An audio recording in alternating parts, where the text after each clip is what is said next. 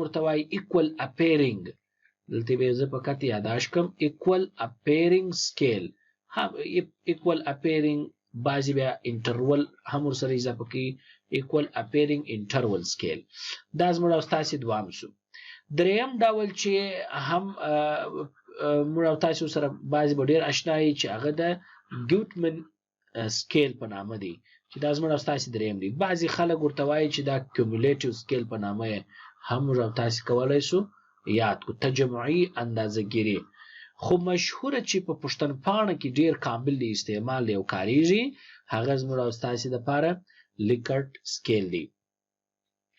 که چیرې موږ او تاسې راسو پر لیکټ سکیل باندې څه ناڅه وغږېږو موږ او تاسو به انشاءالله ورسره ډېر ژر اشنا شو. لیکټ سکیل د اندازهګیري یو هغه تخنیک دی چې خاصتا په ډاټا کې د ځواب ورکوونکو احساساتي اړخ د ځواب په تعلق پر اساس د شدتوالي پر درجو ښکاره کوي. لیکټ البته هغه پروفیسور چې اټیټیوډز یې غوښتله اندازه کړي او دغه لپاره دا تخنیک په کار واچوي. مشهوره په دنیا کې چې کاریږي هغه 5 لیکټ سکیل په نامه یې بولي خلک. 5 لیکټ سکیل یعنی 15 درجې ورکول کېږي. د درجو کیفیت په خپله په ذات کې کیفي دی، مګر که چیرې دا بیا زی و تحلیل برخې ته دا بیا نومریکل شکل له ځان لپاره اختیاروي. نو هغه که چیرې موږ او تاسو راسو په دې ځای کې کار ورباندې وکړو نو موږ مثلا په دې تخنیک ووایو. که چیرې یو سوال مثلا د سوشل میډیا په تعلق د ټولنیزې رسنۍ په تعلق سوی وي او دا سوال په پښتنپاڼه کې ځای پر ځای سوي او ځوابونه ورکول سوي او پر لیکټ سکیل ډیزاین سوي وي. مثلا داسې پوښتنه سوي چې زه فیسبوک مثلا لیکل کېږي زه فیسبوک د ورځې کاروم. یعنی داسې یو پوښتنه مثلا سوې ده هغه څېړونکي پوه هغه د سوال طریقه یې پوه موږ ماز فقط یو مثال ځای پوښي. دلته 15 درجې کار سوي وي. مثلا درجه نمبر 1 لیکلي اګري یا مثلا درجه نمبر 1 لیکلي strongly اګري ډېر زیات راځي د دې جملې سره. بیا د هغه څخه وروسته لیکلي اګري لږ د هغې شدت کم سوی. بیا وروسته لیکلي نیوټرل یعنی خنثی دی. بیا وروسته لیکلي ډیس اګري یعنی نارضایتي ښکاره کوي د دې جملې څخه. بعد له هغه لیکي بالاخره strongly disagree یعنی په شدت یا په ټینګه توګه سره نارضایتي ښکاره کوي د دې جملې سره.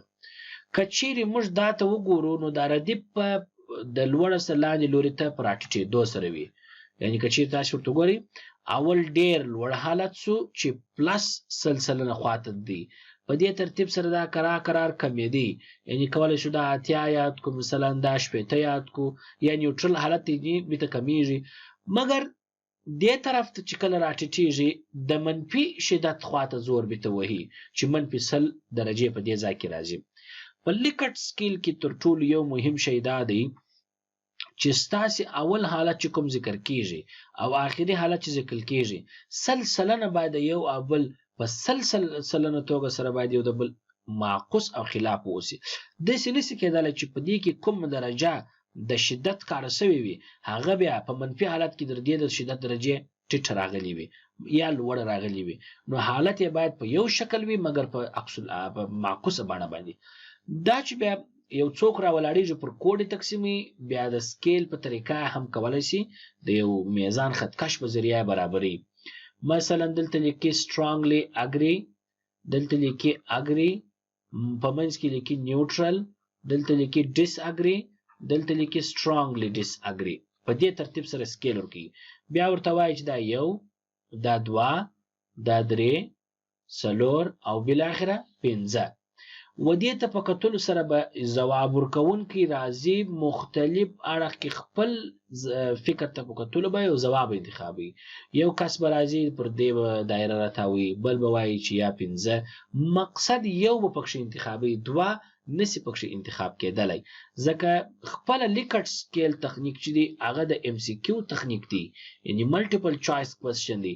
چیک باکس نه دی چې په چیک باکس په شکل جوړ سي چې یو څوک راولاړېږي د یو څخه اضافه ځوابونه پکې انتخابوای شي په دې کې نشي کولای نو په لیکټ سکیل کې موږ مختلف مثالونه هم لرو چې هغه کارولای شو د دې څخه وروسته چې موږ او تاسو به کار ور باندې کو هغه یو بل ډول دی د تھرډ سټون چې ما تاسو ته یاد کړ تھرډ سټون equal appearing method هم ورته ویل کېږي نور نمونه هم شته third stone scaling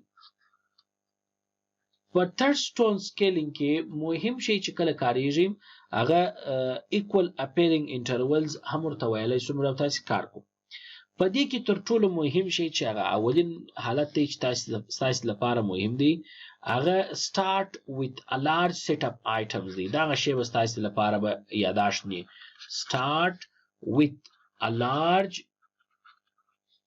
set of items زه فقط دا جمله دلته تاسو لپاره یاداشت نشم چې هغه د یو بل سره ډیره نږدې رابطه ولري فرض کړه په دې ځای کې یو جمله ویل شوې ده مثلا یو سیړن د ټولنیز رسنۍ په تعلق باندې یو سیړن شوې ده فرض کړه مثلا د فیسبوک استعمال پرینټډ میډیا استعمال شو مثلا یو خبره مثلا د بل شي د الکترونیک میډیا په تعلق مثلا شوې ده مثلا داغه سورسته بل اړخ شوې دي دا سي فرض کړه مختلف نمبرونه یا مختلف داسې آیټمونه ستا دا ټوله په دې ترتیب سره مثلا پراته دي هر یو ځان ته په ترتیب سره مثلا نمبر لري او هغه عنوان لري په دې ترتیب سره پروت دي دا ټوله به یو ځل ته د ټوله راټول شوي نمونې او ځوابونو سره